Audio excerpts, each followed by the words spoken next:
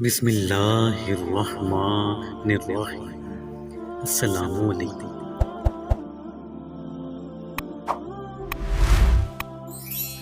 حضرت ابو ہریرہ رضی اللہ عنہ فرماتے ہیں کہ ایک دن نبی کریم صلی اللہ علیہ وآلہ وسلم کی خدمت میں پکا ہوا گوشت لایا گیا۔ اس میں سے 10 کا گوشت آپ صلی اللہ علیہ وسلم کو پیش کیا گیا، جو آپ صلی اللہ علیہ وآلہ وسلم کو بہت پسند اور مرغوب تھا۔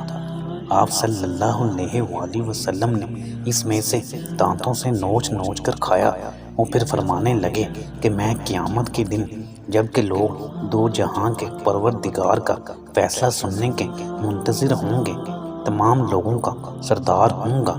اور کیا تم جانتے ہو کہ کس طرح اللہ تعالیٰ قیامت کے دن تم اگلے پچھلے لوگوں کو ایک میدان میں جمع کریں گے؟ اس طرح کے آواز دینے والے کی آواز ہر جگہ سنی جا سکے گی اور دیکھنے والا سب کو ایک ساتھ دیکھ سکے گا، اور سورج بالکل قریب ہو جائے گا۔ لوگ ایک دوسرے سے کہیں گے کہ دیکھتے نہیں کہ سب لوگ کیسی پریشانی میں مبتلا ہیں اور مصیبت کس حد تک پہنچ چکی ہے۔ آخر تم کسی ایسے شخص کو تلاش کیوں نہیں کرتے جو تمہارے پروردگار سے تمہاری سفارش کر دے؟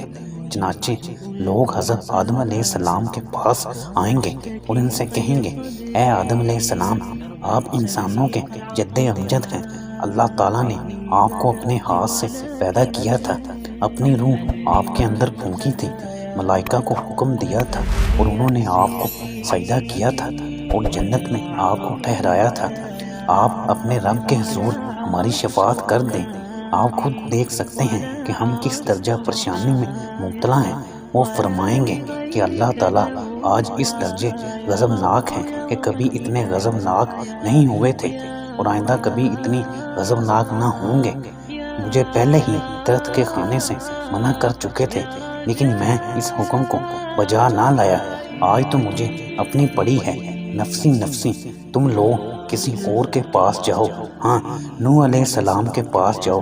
چنانچہ سب لوگ حضرت نوح علیہ السلام کے پاس جائیں گے اور ان سے عرض کریں گے، اے نوح علیہ السلام، آپ روئے زمین پر سب سے پہلے پیغمبر ہیں اور اللہ تعالیٰ نے آپ کو عبد شکور کہہ کر پکارا ہے۔ آپ ملاحظہ فرما سکتے ہیں کہ ہم پریشانی میں مبتلا ہیں، آپ اپنے رب کے حضور ہماری شفاعت کر دیجئے۔ وہ بھی یہی جواب دیں گے کہ میرا رب آج اس درجے غضبناک ہے کہ اس سے پہلے کبھی اتنا غضبناک نہیں ہوا تھا اور نہ کبھی اس کے بعد اتنا غضبناک ہوگا۔ آج تو مجھے خود اپنی فکر ہے، نفسی نفسی، البتہ تم ابراہیم علیہ السلام کے پاس جاؤ۔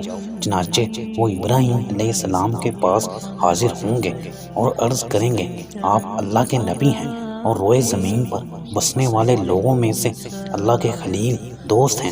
آپ ملاحظہ کر سکتے ہیں کہ ہم کس درجے پریشانی میں مبتلا ہیں اور کس قدر مصیبت سے دوچار ہیں۔ ابراہیم علیہ السلام بھی ان کو یہی جواب دیں گے کہ میرا پروردگار آج اس درجے غضبناک ہے کہ اس سے پہلے کبھی اتنا غضبناک نہیں ہوا تھا، نہ کبھی اس کے بعد اتنا غضبناک ہوگا۔ ابراہیم علیہ السلام اپنے جھوٹ کا ذکر کریں گے اور فرمائیں گے، مجھے تو خود اپنی جان کی پڑی ہے، نفسی نفسی، ہاں البتہ تم کسی اور کے پاس جاؤ، تم موسیٰ علیہ السلام کے پاس جاؤ۔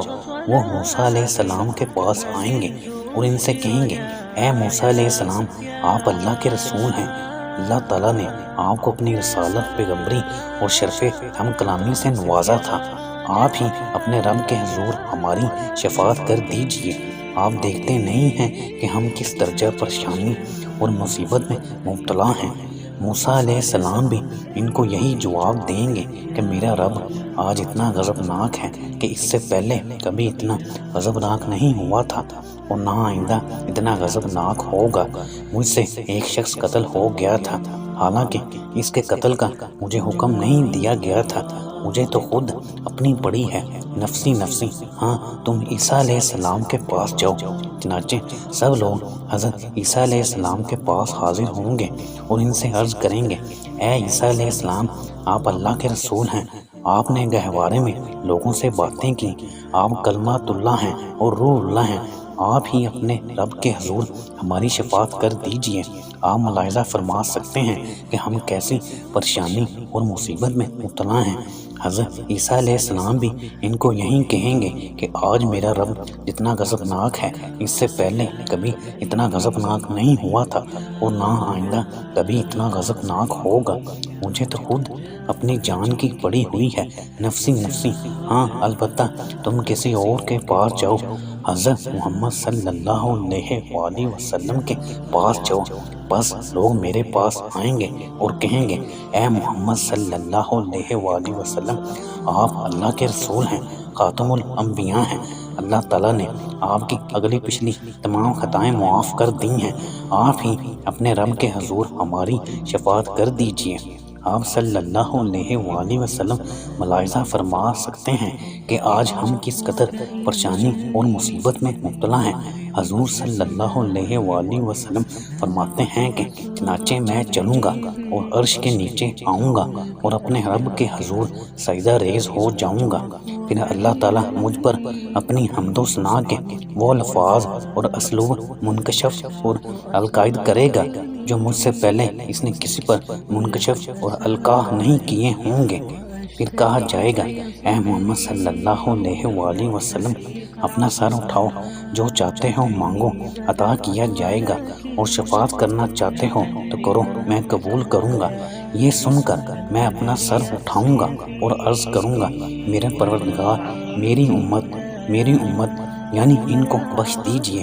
کہا جائے گا اے محمد صلی اللہ علیہ وآلہ وسلم، آپ صلی اللہ علیہ وسلم اپنی امت میں سے ان لوگوں کو جن سے حساب نہیں لیا جائے گا جنت کے دائیں طرف کے دروازے سے جنت میں داخل کر دیجئے، اور وہ لوگ اس دروازے کے علاوہ دوسرے دروازوں کے استعمال کے حق میں بھی لوگوں کے ساتھ شریک ہیں۔ اس کے بعد آپ صلی اللہ علیہ وسلم نے فرمایا کہ قسم ہے اس ذات کی جس کے دستے قدرت میں میری جان ہے، جنت کے دروازوں میں سے ہر دروازے کے دونوں کواڑوں کے درمیان کا فاصلہ اتنا ہے جتنا کہ مکہ اور حجریہ، فرمایا کہ مکہ اور بصرہ کے درمیان ہے۔